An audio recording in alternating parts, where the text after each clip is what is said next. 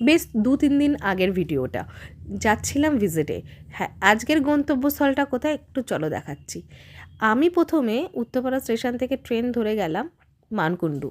মানকুণ্ডু থেকে এই ঘাট পেরিয়ে যাব ওপারে। এই প্রশ্নটা অনেককে বলেছিলাম, এই ঘাটটা কোন ঘাট? একজন সঠিক উত্তর দিয়েছে বলে তাও আমি বলে দিই। এই ঘাটটা না অদ্ভুত ঘাট। মানে গঙ্গার প্রায় অর্ধেক চলে যাওয়ার পর লঞ্চের ঘাট। তো আরেকটু এগিয়ে দিলে মোটামুটি ওপারে পৌঁছে যাব।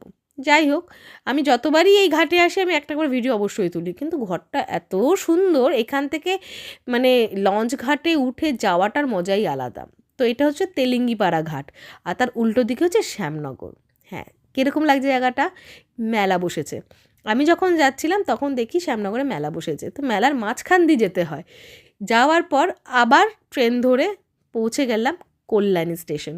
আর কল্যাণী স্টেশনে পৌঁছেই আমার প্রচণ্ড আইসক্রিম খেতে ইচ্ছা হলো। এই ঠান্ডার মধ্যে আমি একটু ঠান্ডা ঠান্ডা আইসক্রিম খেয়ে বেরিয়ে পড়লাম ভিজিটে। ভিজিটে যেতে যেতেই রাস্তাটা এতই সুন্দর, দুটো একটু ভিডিও না করলে হয় না। এটাকে না সেকেন্ড সল্টলেক লাগে, অনেকে এটাকে মিনি সল্টলেক বলে, তাই একটু গলিটা গলিটা ভিডিও করলাম। এখন ফেরার পথে আকাশটা দেখো জাস্ট গোলাপি হয়ে আছে।